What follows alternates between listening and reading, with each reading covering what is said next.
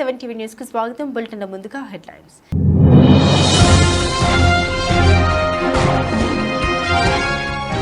Russia అధ్యక్షుడు Putin పై biopic, ఏఐతో పాత్ర సృష్టి.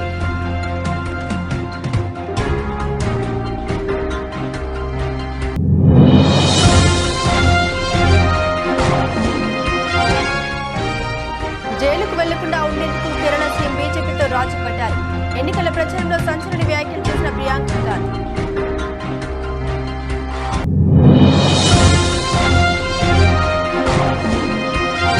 వైఎస్ వివేక కేసుపై సంచలన వ్యాఖ్యలు చేసిన సీఎం జగన్. షర్మిలపై ఫైర్ అయిన వైఎస్ఆర్సీపీ అధినేత.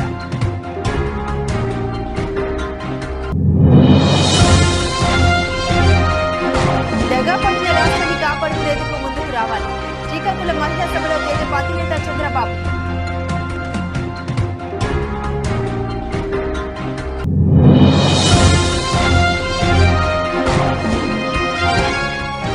మళ్లీ బయటకు వచ్చిన బర్రెనక నాగర్ కర్నూలు పార్లమెంట్ స్థానం నుండి స్వతంత్ర ఎంపీ అభ్యర్థిగా నామినేషన్ వేసిన శిరీష.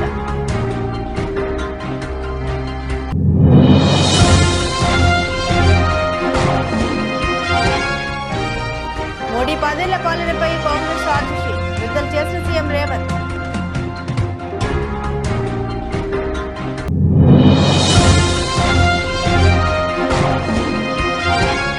మోదీ ఢిల్లీ అన్నారు, జగన్ వాషింగ్టన్ అన్నారు. చివరకు మిగిలింది మట్టే. జగన్ పై షర్మిల ఫైర్.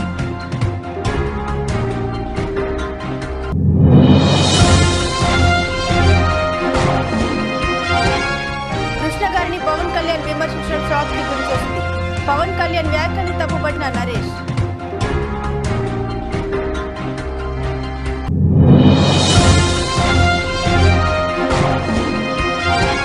బౌండరీ లైన్ వద్ద అద్భుత ఫీల్డింగ్ తో ఢిల్లీ జట్టును గెలిపించిన ఈస్టాన్ స్టబ్స్.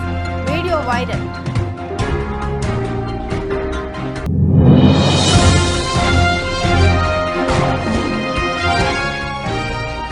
స్పీడ్ పెంచిన సలాటు. త్వరలో ప్రభాస్ ని కనుగొన్న ప్రశాంత్ ని.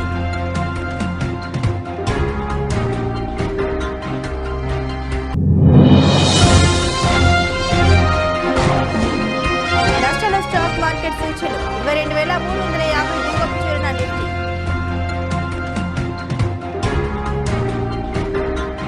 అనేక వివాదాలకు కేర్ ఆఫ్ అడ్రస్ రష్యా అధ్యక్షుడు వ్లాదిమిర్ పుతిన్ జీవితంపై ఒక బయోపిక్ తెరకెక్కింది. పోలాండ్కు చెందిన డైరెక్టర్ బెసెలిల్ ఈ సినిమాను తెరకెక్కించారు. ఈ సినిమాకు పుతిన్ అని పేరు పెట్టారు. ఇప్పటికే 2.5 నిమిషాల ట్రైలర్ను విడుదల చేశారు. పుతిన్ కు సంబంధించిన 6 దశాబ్దాల జీవితంలోని అనేక అంశాలను ఈ చిత్రంలో చూపించనున్నారట. చిత్రాన్ని సైకలాజికల్ థ్రిల్లర్ గా పేర్కొనడం గమనార్హం. పుతిన్ పాత్రను కృత్రిమ మేధ ఏఐ ద్వారా సృష్టించారు. Russia, Ukraine, Syria, Jordan, Poland లో చిత్రీకరించారు. సెప్టెంబర్ 26న సినిమాను రిలీజ్ చేయనున్నారు. 2024 లోక్సభ ఎన్నికల 2వ దశ ప్రచారం సందడి తగ్గింది. ఏప్రిల్ 26న కేరళలోని వాయనాడ్తో సహా 88 స్థానాలకు ఓటింగ్ జరగనుంది. ఇండియా కూటమిలో స్నేహబంధం మరోసారి సడలినట్లు కనిపిస్తోంది. రాహుల్ గాంధీ తర్వాత ప్రియాంక గాంధీ కూడా కేరళ సీఎం పినరయ్ విజయన్ పై మండిపడ్డారు. సిపిఐ ఎంఎంకు మద్దతు ఇస్తున్న స్వతంత్ర ఎమ్మెల్యే రాహుల్ గాంధీకి డిఎన్ఏ పరీక్షలు చేయాలని డిమాండ్ చేశారు. దీనిపై ప్రియాంక స్పందిస్తూ జైలుకు వెళ్లకుండా ఉండేందుకు కేరళ సీఎం బీజేపీతో ఒప్పందం చేసుకున్నారని పేర్కొన్నారు. తన సోదరుడు వయనాడ్ నుండి కాంగ్రెస్ అభ్యర్థి రాహుల్ గాంధీ అనేక కుంభకోణాల్లో తన పేరు వినిపిస్తున్నప్పటికీ నరేంద్ర మోదీ ప్రభుత్వం విజయన్పై చర్యలు తీసుకోవడం లేదని చేసిన ప్రకటనకు కూడా ఆయన మద్దతు తెలిపారు. రాహుల్ గాంధీని నిరంతరం టార్గెట్ చేస్తున్న పినరయ్ విజయన్ పై ప్రియాంక గాంధీ తీవ్ర స్థాయిలో విరుచుకుపడ్డారు. కేరళలో ఏప్రిల్ 26న జరగనున్న 2వ విడత లోక్సభ ఎన్నికల ప్రచారానికి బుధవారం తెరపడింది. కేరళలో ప్రచారానికి చివరి రోజున ప్రముఖ సిపిఎం నాయకుడి పేరు అనేక స్కామ్లలో బయటపడిందని, అయితే నరేంద్ర మోదీ నేతృత్వంలోని కేంద్ర ప్రభుత్వం అతనిపై ఎటువంటి చర్యలు తీసుకోవడం లేదని ప్రియాంక ఆరోపించారు. వాయనాడ్ లోక్సభ స్థానంలో ఏర్పాటు చేసిన వీధి సమావేశంలో ఆయన ఆరోపించారు. కేరళ ముఖ్యమంత్రి కూడా రాహుల్ గాంధీపై దాడి చేస్తారు. ఆయన బీజేపీపై దాడి చేయరు. ఒక వ్యక్తి సరైన దానికోసం పోరాడినప్పుడు అతనికి వ్యతిరేకంగా అన్ని దుష్ట శక్తులు కూడి వయనాడ్ నుండి మరోసారి కాంగ్రెస్ అభ్యర్థి మోడీ ప్రభుత్వం చాలా మంది ప్రతిపక్ష నేతల్ని జైల్లో పెట్టిందని, అయితే కేరళ ముఖ్యమంత్రిపై ఇంతవరకు ఎలాంటి చర్యలు తీసుకోలేదని ప్రియాంక గాంధీ ఆరోపించారు. ఇటీవల విజయన్ తన ఎన్నికల ర్యాలీలో పౌరసత్వ సవరణ చట్టం, సిఏఏ సహా అనేక అంశాలపై రాహుల్ విమర్శించారు. రాహుల్ గాంధీ తన భారత్ జోడో యాత్రలో కూడా తన ఈ వివాదాస్పద చట్టంపై మౌనంగా ఉన్నారని ఆరోపించారు. రాహుల్ గాంధీకి డిఎన్ఏ పరీక్ష చేయించాలని ఎల్డీఎఫ్ అనుకూల ఎమ్మెల్యే పివి అన్వర్ చేసిన ప్రకటనకు ప్రతిస్పందనగా కాంగ్రెస్ ప్రధాన కార్యదర్శి ప్రియాంక గాంధీ ఈ వ్యాఖ్య చేశారు. और अगर मोदी जी मंगलसूत्र का महत्व समझते तो वो ऐसी अनैतिक बातें नहीं करते। किसान पर कर्ज चढ़ता है तो उसकी पत्नी अपने मंगलसूत्र को गिरवी रखती है। बच्चों की शादी होती है या दवाई की जरूरत होती है तो महिलाएं अपने गहने गिरवी रखती हैं। ये बात ये लोग नहीं समझते और इसका प्रमाण ये है कि जब नोटबंदी हुई और महिलाओं की बचत इन्होंने ली, इन्होंने कहा कि बैंकों में पहुंचाओ, तब मोदी जी कहां थे? तब मोदी जी क्या कह रहे थे? ले रहे थे आपसे। जब देश में उन्होंने कहा कि कल से लॉकडाउन हो जाएगा और सारे मजदूर पूरे देश भर से, बेंगलोर से भी, यूपी, बिहार, अलग अलग जगहों में पैदल निकले क्योंकि इन्होंने ट्रेनें बंद कर दी, बस बंद कर दी। तब जब खाना नहीं मिल रहा था शहरों में, जब कोई चारा नहीं था, तो महिलाओं ने अपने गहने, अपनी बचत गिरवी रखी। तब मोदी जी कहां थे? किसान आंदोलन हुआ, 600 किसान शहीद हुए, उनकी विधवाओं के తెలుగు రాష్ట్రాల్లో కలకలం రేపిన మాజీ మంత్రి వైఎస్ వివేకానందరెడ్డి హత్య కేసులో సంచలన వ్యాఖ్యలు చేశారు ఆంధ్రప్రదేశ్ ముఖ్యమంత్రి వైఎస్ జగన్మోహన్ రెడ్డి. పులివెందులలో నామినేషన్కు ముందు ఏర్పాటు చేసిన బహిరంగ సభలో ఆయన మాట్లాడుతూ, నా ఇద్దరు చెల్లెమ్మలతో కుట్రలు చేస్తూ రాజకీయాలు చేస్తున్నారు. మా వివేకం చిన్నారను ఎవరు చంపారో, ఎవరు చంపించారో ఆయనకు, ఆ దేవుడికి, జిల్లా ప్రజలందరికీ తెలుసన్నారు సీఎం జగన్. మా ఇద్దరి చెల్లెమ్మల్ని ఎవరు పంపించారో ప్రజలందరికీ తెలుసు. వివేకం చిన్నారను అతి దారుణంగా చంపి బహిరంగంగా తిరుగుతున్న హంతకుడికి మద్దతు ఇస్తున్నది ఎవరు అని ప్రశ్నించారు. నాన్నను అన్యాయంగా ఎమ్మెల్సీ ఎన్నికల్లో ఓడించిన వారితోనే, సంఖ్యాబలం లేకపోయినా కూడా అధికార బలంతో ఓడించిన వారితోనే చట్టాపట్టాలేసుకుని తిరుగుతున్నది ఎవరు? చిన్నాన్నకు రెండవ భార్య ఉన్నమాట వాస్తవం కాదా? రెండవ భార్యకు కొడుకు ఉన్నాడా లేడా? ఉన్నది వాస్తవమా కాదా అని బహిరంగ సభలో ప్రశ్నించారు జగన్. ఇక నోటాకు వచ్చిన ఓట్లు కూడా రాని కాంగ్రెస్తో, రాష్ట్రాన్ని విడగొట్టిన కాంగ్రెస్తో, రాష్ట్రానికి అన్యాయం చేసిన కాంగ్రెస్లో చేరి వైఎస్ఆర్ పేరును ఛార్జ్ షీట్లో పెట్టిన వారికి ఓటు వేయడం ఎవరికి లాభం అంటూ పరోక్ష వైఎస్ షర్మిలను నిలదీశారు సీఎం జగన్. ఓట్లు చీల్చడం వల్ల ఎవరికి లాభం? బాబుకి కాదా? ఓట్లు చీల్చి కూటమిని గెలిపించాలని చూడడం కాదా? ఇలాంటి వారు వైఎస్ఆర్ కు వారసులా లేక చంద్రబాబుకు వారసులా? ప్రజలే సమాధానం చెప్పాలని పిలుపునిచ్చారు. నా కుటుంబ సభ్యులని డబ్బు సంపాదించడం కోసం కాదు, భగవంతుడు మీ బిడ్డకు ముఖ్యమంత్రి పదవి ఇచ్చింది. జగన్ సీఎం అయినాక కుటుంబ సభ్యుల్ని పక్కన పెట్టాడని అంటున్న కుటుంబ సభ్యులకు చెబుతున్న వైఎస్ అవినాష్ తప్పు చేయలేదని టికెట్ ఇచ్చాను అని స్పష్టం చేశారు జగన్. వైఎస్ అవినాష్ జీవితం నాశనం చేయాలని కుట్రలు భాగమవుతున్నారు. ఏ ప్రభుత్వ పథకం మంజూరులో అయినా లంచం లేకుండా 2.70 వేల కోట్ల రూపాయలు మంజూరు చేస్తాం. జగన్ను పాలనలో కొట్టలేరు, ప్రజలకు చేసిన మంచిలో కొట్టలేరు, పిల్లలకు చేసిన మంచిలో కొట్టలేరు. జగన్ను రైతులు అందించిన రైతు భరోసాలను కొట్టలేరన్నారు. మన బ్రాండ్ కడప, మన బ్రాండ్ వైఎస్ఆర్, మన బ్రాండ్ పులివెందులను కొట్టాలనుకునే వారికి ఓటు ద్వారా గుణపాఠం చెప్పారని పిలుపునిచ్చారు. పులివెందుల ప్రజల చిరకాల కోరిక మెడికల్ కాలేజ్, నాన్న కలలు కన్నా కాలేజ్ మెడికల్ కాలేజ్ అన్నారు.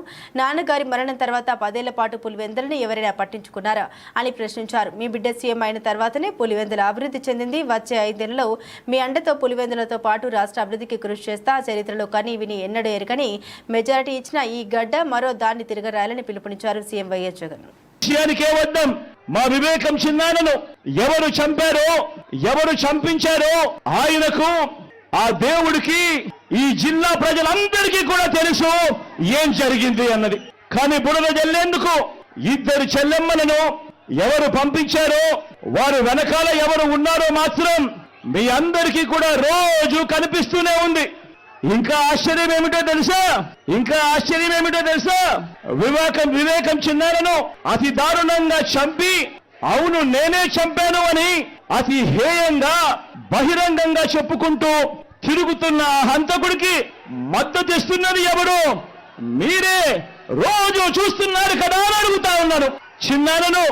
చిన్నారను అన్యాయంగా ఎమ్మెల్సీ ఎన్నికల్లో ఓడించిన వారితోనే, సంఖ్యాబలం లేకపోయినా కూడా ప్రలోభాలతో, అధికార బలంతో ఓడించిన వారితోనే ఈరోజు చట్టా పట్టాలు వేసుకొని తిరుగుతా ఉన్నారు అనంటే దానికి అర్థమేమిటి అని చెప్పి ఈ సందర్భంగా అడుగుతా ఉన్నా.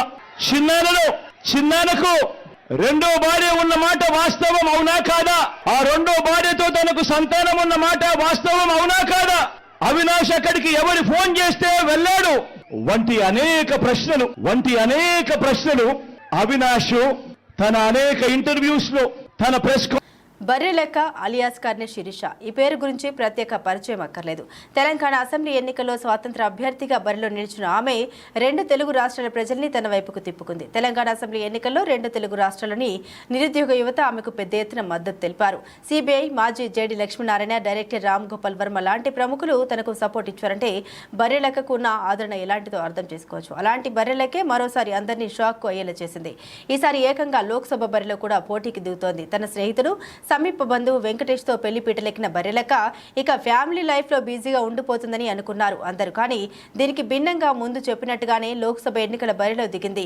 ఇక రీసెంట్గా నాగర్ కర్నూలు పార్లమెంట్ స్థానం నుండి స్వతంత్ర ఎంపీ అభ్యర్థిగా నామినేషన్ వేసింది శిరీష. ఎలాంటి హడావుడి లేకుండా కేవలం తన భర్త, కుటుంబ సభ్యులు, సన్నిహితులు, స్నేహితులతో కలిసి నాగర్ కర్నూలు జిల్లా రిటర్నింగ్ అధికారికి నామినేషన్ పత్రాలను సమర్పించింది. అయితే దీనికి సంబంధించిన వీడియో ఇప్పుడు సామాజిక మాధ్యమాల్లో వైరల్గా మారింది.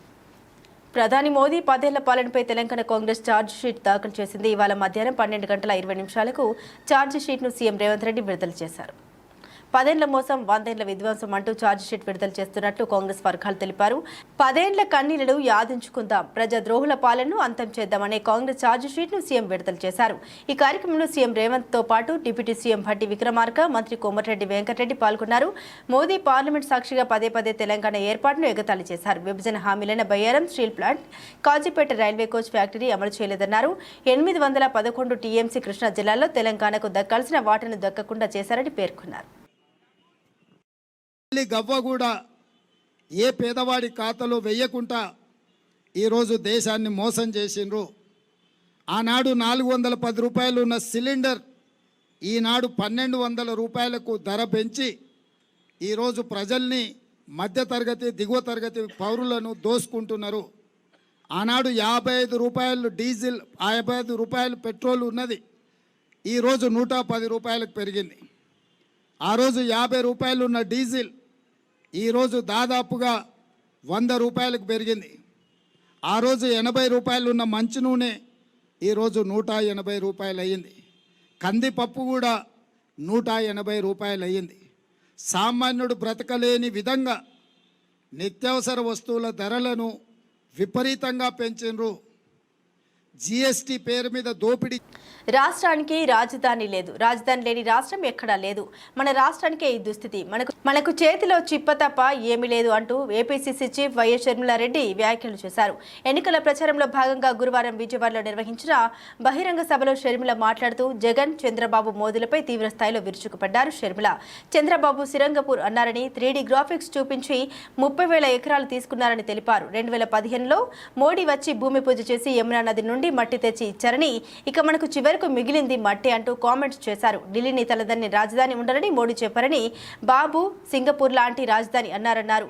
ఆంధ్ర ఆత్మగౌరవ రాజధాని అన్నారని, అమరావతి కాస్త చివరికి భ్రమరావతి చేశారంటూ మండిపడ్డారు. హైదరాబాద్ తానే కట్టారని చంద్రబాబు అన్నారని, హైదరాబాద్కు మించిన రాజధాని అని మళ్లీ చెప్పారన్నారు. బాబు హయాంలో తాత్కాలిక భవనాలు తప్ప మిగిలింది ఏమీ లేదన్నారు. దేశ విదేశాలు తిరిగారే తప్ప పెట్టుబడులు రాలి అని అన్నారు. ఉద్యోగాలు లేవని, పరిశ్రమలు లేవన్నారు. మీరు ఓట్లేసి 5 సంవత్సరాలు అయిపోయింది, ఇప్పుడు మళ్ళీ ఎన్నికలు వచ్చేసాయి. అందుకే చెప్తున్నాం, ఓటు అనేది మీ చేతుల్లో ఉన్న ఆయుధం. ఓటు అన్నది మీ జీవితాలే కాదు, మీ బిడ్డల జీవితాలు కూడా మార్చే ఆయుధం. ఓటు అన్నది సరైన వాళ్ళకు వేయకపోతే మీ భవిష్యత్తే కాదు, మీ బిడ్డలకు భవిష్యత్తు కూడా అడ్రస్ లేకుండా పోతుంది. అందుకే చెప్తున్నా, ఒక్కసారి ఓటు వేసే ముందు ఆలోచన చేసి ఓటు వేయండి. ముందు 5 సంవత్సరాలు, మన రాష్ట్రం ఏర్పడి 10 సంవత్సరాలు అయిపోయింది. ముందు 5 సంవత్సరాలు చంద్రబాబు గారు ముఖ్యమంత్రిగా ఉన్నారు. ఇప్పుడు 5 సంవత్సరాలు జగన్మోహన్ రెడ్డి గారు ముఖ్యమంత్రిగా ఉన్నారు. చంద్రబాబు గారు ముఖ్యమంత్రిగా ఉన్న 5 సంవత్సరాలు, ఇప్పుడు జగన్మోహన్ రెడ్డి గారు ముఖ్యమంత్రిగా ఉన్న 5 సంవత్సరాలు కలిపి ఈ 10 సంవత్సరాలలో మన రాష్ట్రం ఒక్క అడుగైనా ముందుకు వేసిందా? జనసేన అధినేత పవన్ కళ్యాణ్ కొన్ని రోజుల క్రితం స్వర్గీయ సూపర్ స్టార్ కృష్ణ పేరుని తన రాజకీయ ప్రసంగంలో ప్రస్తావించారు. తెలుగుతనానికి ప్రపంచవ్యాప్తంగా గుర్తింపు తెచ్చిన నందమూరి తారక రామారావు గారితో ఏ రోజు మిగతా సినిమా హీరోలు ఎవరూ సహకరించలేదు అని చెప్పారు. పవన్ కళ్యాణ్ కొంతమంది కాంగ్రెస్ లో ఉన్నారు, కృష్ణ గారు కాంగ్రెస్ లో ఉన్నారు, కోట శ్రీనివాస్ గారు వేరే పార్టీలో ఉన్నారు. ఎన్టీఆర్ గారిని విమర్శించే వాళ్ళు, కానీ ఏ రోజు ఎన్టీ రామారావు గారు కృష్ణ గారిని ఒక్క మాట కూడా అనలేదు. అది ఎన్టీఆర్ సంస్కారం అని చెప్పారు పవన్ కళ్యాణ్ తన రాజకీయ ప్రసంగంలో. పక్కన ఎన్టీఆర్ కుమార్తె బీజేపీ నాయకురాలు నాయకురాలు దగ్గుబాటి పురంధేశ్వరి కూడా ఉన్నారు. అయితే పవన్ కళ్యాణ్ ఇలా కృష్ణ గురించి మాట్లాడిన మాటలు విని షాక్ అయ్యానని సీనియర్ నటుడు విజయ నిర్మల కుమారుడు అయిన నరేష్ తన సామాజిక మాధ్యమం ఎక్స్ ద్వారా చెప్పారు. అతను ఒక పోస్ట్ పెడుతూ కృష్ణ గారు బంగారు హృదయం గల మనిషిని, సినిమా రాజకీయాల్లో ఆయన చేసిన కృషి మరవలేనిదని చెప్పుకొచ్చారు నరేష్. అయితే అటువంటి కృష్ణ గారిపై పవన్ కళ్యాణ్ ఇలా విమర్శించడం విని షాక్ అయ్యానని నరేష్ చెప్పుకొచ్చారు. ఎన్టీఆర్ సంస్కారం ఉంది, అందువల్లనే అతనిపై విమర్శలు చేసిన మిగతా సినిమా నటులపై తిరిగి విమర్శించలేదని పవన్ కళ్యాణ్ చెప్పుకొచ్చారు. పవన్ కళ్యాణ్ ప్రసంగం వీడియో నరేష్ తన ఎక్స్ లో షేర్ చేస్తూ కృష్ణ గారు ఎన్టీఆర్ గురించి మాట్లాడిన వీడియోను కూడా షేర్ చేశారు నరేష్. అందులో కృష్ణ తన అభిమాన నటుడు ఎన్టీఆర్ అని, ఎన్టీఆర్ ని చూడడానికి అప్పట్లో మద్రాస్ వెళ్ళానని, అతన్ని కలిశానని, అతని సినిమాలో వేషం ఇవ్వమని అడిగితే నువ్వు ఇంకా చిన్న కుర్రాడిలా ఉన్నావు, తర్వాత రా అని చెప్పారని కృష్ణ గారు ఆ వీడియోలో ఎన్టీఆర్ పై తనకున్న అభిమానాన్ని చాటుకున్నారు. అందరికీ నమస్కారం. చిన్నప్పటి నుంచి నేను రామారావు గారి అభిమానిని. డిగ్రీ చదువు పూర్తయిన తర్వాత రామారావు గారిని చూడటానికే మెడ్రాస్ వెళ్ళాను. వారిని కలిసి చాలా సంతోషంగా ఉంది మిమ్మల్ని చూడటం అని చెప్పి, నాకు సినిమాల్లో యాక్ట్ చేసే ఇంట్రెస్ట్ ఉంది, మీ పిక్చర్లో ఏదైనా వేషం ఉండే అని అడిగాను. ఇంకా నువ్వు చిన్న కుర్రాడిలాగా ఉన్నావు, 2-3 సంవత్సరాలు ఆగితే డెఫినెట్గా నువ్వు పనికొస్తావు, నీకు వేషం ఇస్తానని చెప్పారు. ఈలోగా ఆదిత్య సుబ్బారావు గారు నన్ను తేనె మనసుల్లో హీరోగా ఇంట్రడ్యూస్ చేశారు. నేను ఇండస్ట్రీకి వచ్చినాక 5వ పిక్చరు స్త్రీ జన్మ ఫస్ట్ టైం నా అభిమాన కథానాయకుడు రామారావు గారితో తమ్ముడుగా నటించే అవకాశం కలిగింది. మనందరి ఆంధ్ర రాష్ట్రానికి తెలుగుతనానికి ప్రపంచ వ్యాప్తంగా గుర్తింపు తెచ్చిన శ్రీ నందమూరి తారక రామారావు గారు ఏ రోజు కూడా ఆయనతో కూడా అందరూ సినిమా హీరోలు ఎవరు కూడా ఆయనతో సహకరించాల. కొంతమంది కాంగ్రెస్లో కూడా ఉన్నారు. కృష్ణ గారు కాంగ్రెస్లో ఉన్నారు, కోట శ్రీనివాసరావు గారు వేరే పార్టీలో ఉన్నారు. ఎన్టీ రామారావు గారిని విమర్శించేవాళ్ళు. ఏ రోజున ఎన్టీ రామారావు గారు ఎప్పుడు కూడా కృష్ణ గారిని ఒక్క మాట అనలా. అది ఎన్టీ రామారావు గారి సంస్కారం. అలాగే తెలుగుదేశం మహిళలకు తెలుగుదేశం పార్టీ పుట్టినీళ్లు, నాకు ఆడబిడ్డలు లేరు, మీరే నాకు ఆడబిడ్డలు, అండగా నిలవండి, మిమ్మల్ని మహాశక్తిగా తీర్చిదిద్దే బాధ్యత నేను తీసుకుంటాను. వైకాపా ప్రభుత్వంలో దగాపడిన రాష్ట్రాన్ని కాపాడుకునేందుకు మహిళలే నడుం బిగించాలి. మీరిచ్చే తీర్పుతో జగన్కు దిమ్మ తిరిగి ఆ పార్టీ బంగాళాఖాతంలో కలిసిపోవాలి అని ఆ పార్టీ అధినేత చంద్రబాబు నాయుడు మహిళలకు పిలుపునిచ్చారు. శ్రీకాకుళంలో బుధవారం ఉదయం మహిళలతో నిర్వహించిన సభలో ఆయన మాట్లాడారు. తేదేపా హయాంలో డ్వాక్రా సంఘాలు ఏర్పాటు చేసినప్పుడు అంతా నవ్వారు. మహిళలకు రివాల్వింగ్ ఫండ్, వడ్డీ లేని రుణాలు ఇచ్చాం, పసుపు కుంకుమ పథకం కింద ఆర్థిక సహాయం చేశాం. మన ప్రభుత్వం అధికారంలోకి రాగానే ప్రతి మహిళకు నెలకు 1,500 రూపాయల చొప్పున 5 ఏళ్లలో 90,000 ఇస్తాం. చదువుకునే ప్రతి బిడ్డకు 15,000 చొప్పున ఇస్తాం. ఏడాదికి 3 గ్యాస్ సిలిండర్లు ఉచితంగా ఇస్తాం. ఆర్టీసీ బస్సులో ఉచిత ప్రయాణ సౌకర్యం కల్పిస్తాం.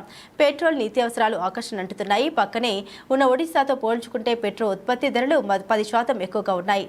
ఉత్తరాంధ్ర ద్రోహి ముఖ్యమంత్రి జగన్ ఒక్క ప్రాజెక్టు అయినా కట్టారా? రోడ్లు వేశారా? నీళ్లు ఇచ్చారా? ఉద్యోగాలు ఇచ్చారా? రాష్ట్రంలోనే తక్కువ తలసరి ఆదాయం ఎక్కువ వలసలు ఉన్న జిల్లా శ్రీకాకుళం. వైకాపా అధికారంలోకి వచ్చాక ఇసుక, మద్యం, భూములు, భూగర్భ ఖనిజ సంపద దోచుకుంటున్నారు, గొంతుపై కత్తి పెట్టి పోటు రాయించుకున్నారు అని ధ్వజమెత్తారు. టిడ్కో ఇళ్లకు డబ్బులు కట్టిన వారందరికీ ఇల్లు అప్పగిస్తామని, ఉపాధి హామీ పనుల్లో వేతనాలు పెంచుతామని చెప్పుకొచ్చారన్నారు బాబు. సేవాభావంతో వచ్చింది, నీతి నిజాయితీగా ఉంది. అలాంటి నాయకురాలు మీరు ఎన్నుకుంటే ఈ విజయనగరం ప్రజలకు న్యాయం జరుగుతుంది. అది మా భరోసా. నేను పవన్ కళ్యాణ్ గారు ఇద్దరం మీకు భరోసా ఇస్తున్నామని చెప్పి నేను మీకు తెలియజేస్తున్నా. రెండోది, కె అప్పలనాయుడు ఒక సాధారణమైన కార్యకర్త. ఈరోజు విజయనగరం ఎంపీగా ఇచ్చామంటే అది మా ఆలోచన విధానం. సైకో జగన్ ఎవరికి ఇస్తాడంటే డబ్బులుండే వాళ్ళకి, లేకపోతే కాళ్ళు పట్టుకునే వాళ్ళకి, లేకపోతే ఊడిగం చేసే వాళ్ళకి ఇస్తారు. ఐపీఎల్ 2024 టోర్నీలో భాగంగా బుధవారం అరుణ్ జైట్లీ స్టేడియంలో Gujarat Titans versus Delhi Capitals జట్ల మధ్య మ్యాచ్ జరిగింది. చివరి చివరి బాల్ వరకు ఉత్కంఠభరితంగా సాగిన ఈ మ్యాచ్లో 4 పరుగుల తేడాతో ఢిల్లీ జట్టు విజయం సాధించింది. దీంతో ఈ సీజన్లో ఢిల్లీ 4వ విజయాన్ని అందుకుంది. తొలుత బ్యాటింగ్ చేసిన ఢిల్లీ క్యాపిటల్స్ జట్టు 224 పరుగులు చేసింది. 225 పరుగుల లక్ష్య ఛేదనలో గుజరాత్ పోరాడి ఓడింది. నిర్ణీత 20 ఓవర్లలో గుజరాత్ 8 వికెట్ల నష్టానికి 220 పరుగులకే పరిమితమైంది. ఈ మ్యాచ్లో Delhi player Stubbs boundary line వద్ద అద్భుత ఫీల్డింగ్ గుజరాత్ జట్టు ఓటమికి కారణమైంది. ఇందుకు సంబంధించిన వీడియో సోషల్ మీడియాలో వైరల్ అవుతుంది. ఢిల్లీ క్యాపిటల్స్ నిర్దేశించిన 225 పరుగుల లక్ష్యాన్ని ఛేదించే క్రమంలో గుజరాత్ టైటాన్స్ జట్టు 18 ఓవర్లకు 7 వికెట్ల నష్టానికి 108 పరుగులు చేసింది. ఆ సమయంలో రషీద్ ఖాన్, సాయి కిషోర్ క్రీజుల్లో ఉన్నారు. రషీద్ ఖాన్ క్రీజులో ఉండడంతో గుజరాత్ జట్టు గెలుపుపై ఆశలు పెట్టుకుంది. 19వ ఓవర్ రసిక్ సలాం వేయగా తొలి బంతిని రషీద్ ఖాన్ 4 కొట్టాడు. రెండో బంతిని 6 కొట్టే క్రమంలో బౌండరీ లైన్ వద్ద స్టబ్స్ గాల్లోకి ఎగిరి అద్భుతమైన క్యాచ్ అందుకునే ప్రయత్నం చేశాడు. కానీ వీలు కాకపోవడంతో గాల్లో ఉండగానే చేతిలో బంతిని మైదానంలోకి విసిరాడు. దీంతో 6 పరుగులు రావాల్సింది 1 పరుగు మాత్రమే వచ్చింది. 19 ఓవర్లో మొత్తం గుజరాత్ టైటాన్స్ 18 పరుగులు రాబట్టింది. దీంతో స్కోర్ 200 పరుగులు దాటింది. బాహుబలి 2 తర్వాత ప్రభాస్ రేంజ్ కి తగ్గ హిట్ కోసం ఎదురుచూసిన అభిమానులకు సలార్ సినిమాతో భారీ హిట్ అందించాడు. గత డిసెంబర్లో ప్రశాంత్ నీల్ దర్శకత్వంలో ప్రభాస్ హీరోగా తెరకెక్కిన సలార్ సినిమా రిలీజ్ అయి భారీ విజయం సాధించి ఏకంగా 700 కోట్ల గ్రాస్ కలెక్షన్స్ ను వసూలు చేసింది. ఫుల్ లెంత్ యాక్షన్ ఎంటర్టైనర్ గా తెరకెక్కిన సలార్ సినిమాపై ఉన్న అంచనాలు అందుకొని ప్రభాస్ ఫ్యాన్స్ కి ఫుల్ జోష్ ఇచ్చింది. ఇక సలార్ 2 కూడా ఉందని ముందే ప్రకటించారు. సలార్ సినిమాలో క్లైమాక్స్ లో ప్రభాస్ కి ఇచ్చిన ఎలివేషన్ చూసి పార్ట్ 2 కోసం అభిమానులు ఎంతగానో ఎదురు చూస్తున్నారు. అయితే ప్రస్తుతం ప్రభాస్ కల్కి, రాజా సాబ్ సినిమాలతో బిజీగా ఉన్నారు. ప్రశాంత్ నీల్ మాత్రం సలార్ 2 ప్రీ ప్రొడక్షన్ పనులతో బిజీగా ఉన్నారు. తాజా సమాచారం ప్రకారం Salaar 2 cinema pre production work almost అయిపోయిందని టాక్ వినిపిస్తోంది. త్వరలోనే ప్రశాంత్ నీల్ ప్రభాస్ ని కలిసి సలార్ 2 కొత్త మొత్తం డైలాగ్ వర్షన్ తో వినిపించనున్నారట. ప్రభాస్ తో పాటు మిగిలిన యాక్టర్స్ ని కూడా కలిసి సలార్ 2 నేరేషన్స్ ఇవ్వనున్నట్లు సమాచారం. అలాగే పార్ట్ 1 లో ఉన్న శృతి హాసన్, శ్రీయారెడ్డి, బాబీ సింహ, పృథ్వీరాజ్ సుకుమారన్ లాంటి స్టార్ యాక్టర్స్ తో పాటు మరి కొంతమంది యాక్టర్స్ కూడా సలార్ 2 లో కొత్తగా చేరనున్నట్లు తెలుస్తోంది. కల్కి ఆల్రెడీ షూట్ పూర్తి చేసుకుని పోస్ట్ ప్రొడక్షన్ లో ఉంది. రాజసాబ్ కూడా షూటింగ్ పూర్తి చేసుకుంటే 2025లో ప్రశాంత్ నీల్ సలార్ 2 షూట్ మొదలు పెడతారని సమాచారం. దేశీయ స్టాక్ మార్కెట్ సూచీలు గురువారం నష్టాలతో ప్రారంభమయ్యాయి. ఆసియా మార్కెట్లలోని ప్రతికూల కదలికలు దేశీయంగా ప్రభావితం చేస్తున్నాయి. ఉదయం 9:31 సమయంలో సెన్సెక్స్ 175 పాయింట్ల నష్టంతో 73,677 వద్ద ట్రేడ్ అవుతుంది. నిఫ్టీ 65 పాయింట్లు కుంగి 22,336 దగ్గర కొనసాగుతుంది. డాలర్తో పోలిస్తే రూపాయి మారకం విలువ 83.36 వద్ద ప్రారంభమైంది. సెన్సెక్స్ 300 సూచీలో Axis bank, HCL tech, sun pharma, power grid, ITC, tech Mahindra, TCS, SBI, Nestle India, HDFC bank, Tata Motors, IndusInd bank షేర్లు లాభాల్లో ఉన్నాయి. Kotak Mahindra bank, HUL, Maruti, Asian Paints, Titan, M&M, JSW steel, L and T, Reliance, Bajaj Finserv stock నష్టాలు కొనసాగుతున్నాయి. America మార్కెట్లు బుధవారం ఇంట్రాడేలో ఒడిదుడుకుల్లో చలించినప్పటికీ చివరకు లాభాలతో ముగిశాయి. నేడు ఆసియా ప్రధాన సూచీలు ప్రతికూలంగా ట్రేడ్ అవుతున్నాయి. అంతర్జాతీయ మార్కెట్లో బ్యారెల్ బ్రెంట్ చమురు ధర $88.07 వద్ద ట్రేడ్ అవుతుంది. విదేశీ సంస్థాగత ముదుపర్లు బుధవారం నికరంగా 2,511.74 కోట్ల విలువ చేసే వాటాలను విక్రయించారు. దేశీయ సంస్థాగత ముదుపర్లు 3,809.90 కోట్ల షేర్లను కొనుగోలు చేశారు. మీడియా సమక్షంలో బహిరంగ చర్చకు రావాలని బూడి ముత్యాల నాయుడుకి సవాల్ విసిరారు CM Ramesh. Anakapalli YCP MP అభ్యర్థి బూడి ముత్యాల నాయుడు సోమవారం నామినేషన్ అనంతరం మీడియా సమక్షంలో బీజేపీ కూటమి ఎంపీ అభ్యర్థి సీఎం రమేష్ పై విరుచుకుపడ్డారు. సీఎం రమేష్ కి ఢిల్లీలో గల్లీలు తప్ప అనకాపల్లి జిల్లాలో గల్లీల కోసం ఏం తెలుసన్నారు. చార్టెడ్ ఫ్లైట్లలో ఖరీదైన కారులో తిరిగే సీఎం రమేష్ బ్యాంకు కుంభకోణాలు చేసి ఆ డబ్బులతో అనకాపల్లిలో పారిశ్రామికవేత్తగా చలామణి అవుతున్నారన్నారు. ముత్యాల నాయుడు సీఎం రమేష్ పై చేసిన నిరూపరాధారణ వ్యాఖ్యల్ని ఖండించిన సీఎం రమేష్, నాకు ఢిల్లీలో గల్లీలు తెలుసు, అనకాపల్లి జిల్లాలో ప్రజలు ఎదుర్కొంటున్న పరిస్థితులు తెలుసు. ఇవన్నీ తెలియకుండా అధిష్టానం ఊరికనే అనకాపల్లి పంపించలేదన్నారు. సీఎం రమేష్ పై వైసీపీ నాయకులు చేస్తున్న అసత్య ప్రచారాలు ఆయన మండిపడ్డారు. 10:50 to 11:15 ఏదో ఉంది. నేను 10:15 ఆల్మోస్ట్ 11 o'clock నామినేషన్ మామూలుగానే వెళ్ళేసి. అందరికీ నమస్కారం. ఈరోజు ముఖ్యంగా ఈ సమావేశం రేపు నామినేషను. నన్ను క్వశ్చన్లు అడగచ్చు, బూడి ముత్యాలను క్వశ్చన్లు అడగచ్చు, వాళ్ళ 7 మందిని అడగచ్చు. బట్ వాళ్ళ 7 మంది ప్లస్ 8 మందికి నేను ఒక్కడనే సమాధానం చెప్తాను. ఫుల్ డేటా పాపులేషన్ కాడ నుంచి గవర్నమెంట్ సెంట్రల్ గవర్నమెంట్ ఎన్ని స్కీమ్స్ వస్తున్నాయి, దాంట్లో ఈ కాన్స్టిట్యున్సీలో ఎంత బెనిఫిషియర్స్ ఉన్నారు, కాన్స్టిట్యున్సీ వైజ్ కావాలంటే తీసుకుందాం, మండల వైజ్ కావాలంటే తీసుకుందాం, ఎంటైర్ పార్లమెంట్ కావాలంటే కూడా తీసుకుందాం. దేనికి ఎంతమంది ఓటర్లు ఉన్నారు, కులాల వారీగా, మతాల వారీగా ఏ క్వశ్చన్స్ కూడా ఇక్కడ స్కీమ్స్ బెనిఫిషియర్స్ అన్నీ కూడా మాట్లాడుకుందాం. దానికి సిద్ధమా అని చెప్పేసి నేను అడుగుతున్నాను. మీరు సిద్ధమైతే నేనైతే సిద్ధం.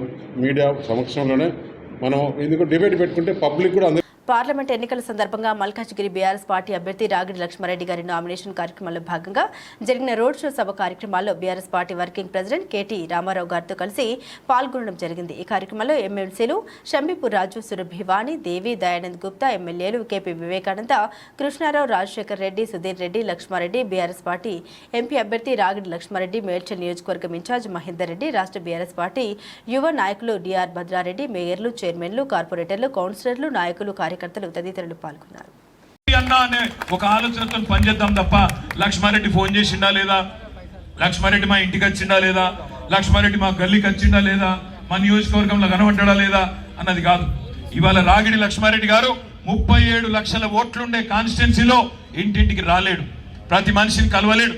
కానీ మనమే మీదేసుకోవాలి, తన్లాడాలి, కొట్లాడాలి, మన పార్టీని గెలిపించుకునే ప్రయత్నం చేయాలి.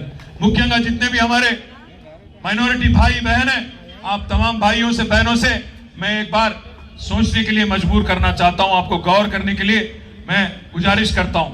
आप 1 मिनट के लिए सोचिए, आज जो यहाँ पे एक डम्मी कैंडिडेट को खड़ा करके कांग्रेस पार्टी वाले, एक पटनम सुनीता महेंद्र रेड्डी बोल के, जिनका कोई ताल्लुकात नहीं है यहाँ पे, जिनका कोई वास्ता नहीं है, जिनका कोई रिश्ता नहीं है, जिनका कोई है ही नहीं यहाँ पे, उनको लाके जबरदस्ती बीजेपी को जिताने की कोशिश कर रहे हैं.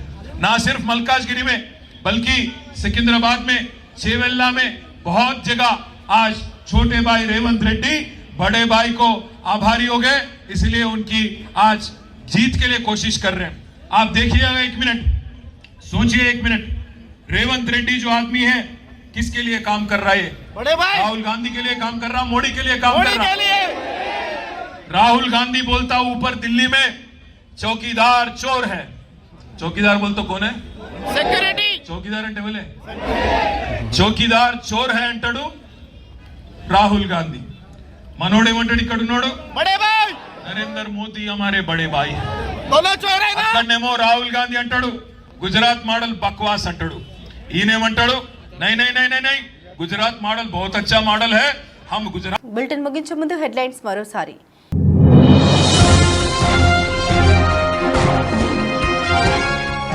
రష్యా అధ్యక్షుడు పుతిన్ పై బయోపిక్, ఏఐతో పాత్ర సృష్టి.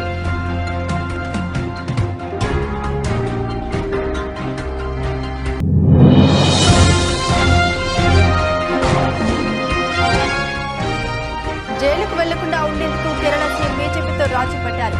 ఎన్నికల ప్రచారంలో సంచలన వ్యాఖ్యలు చేసిన ప్రియాంక గాంధీ.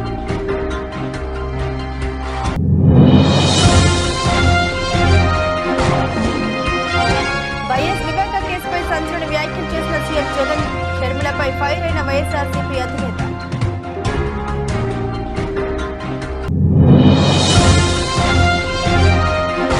దగాపడిన రాష్ట్రాన్ని కాపాడుకునేందుకు ముందుకు రావాలి. శ్రీకాకుళం మహిళా సభలో తెదేపా అధినేత చంద్రబాబు.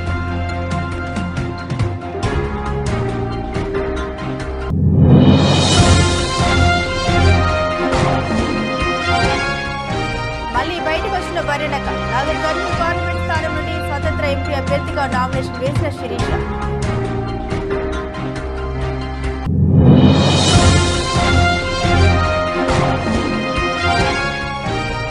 మోడీ 10 ఏళ్ల పాలనపై కాంగ్రెస్ సాక్షి విడుదల చేసిన సీఎం రేవంత్.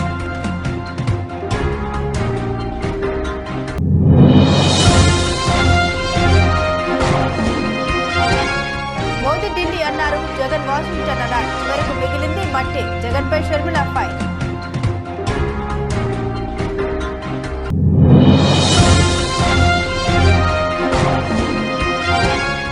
కృష్ణ గారిని పవన్ కళ్యాణ్ విమర్శించడం షాక్ కి గురి చేసింది. పవన్ కళ్యాణ్ వ్యాఖ్యల్ని తప్పుపట్టిన నరేష్.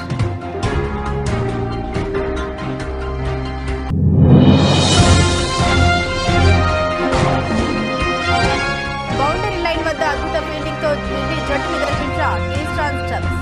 Video viral.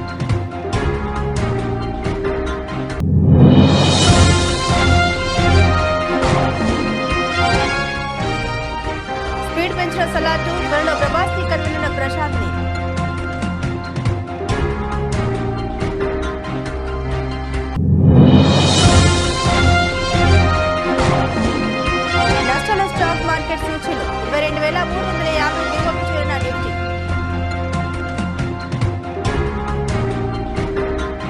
ఇవి బులెటిన్లోని విశేషాలు. తిరిగి మరో బులెటిన్తో మళ్ళీ కలుసుకుందాం. సెలవు.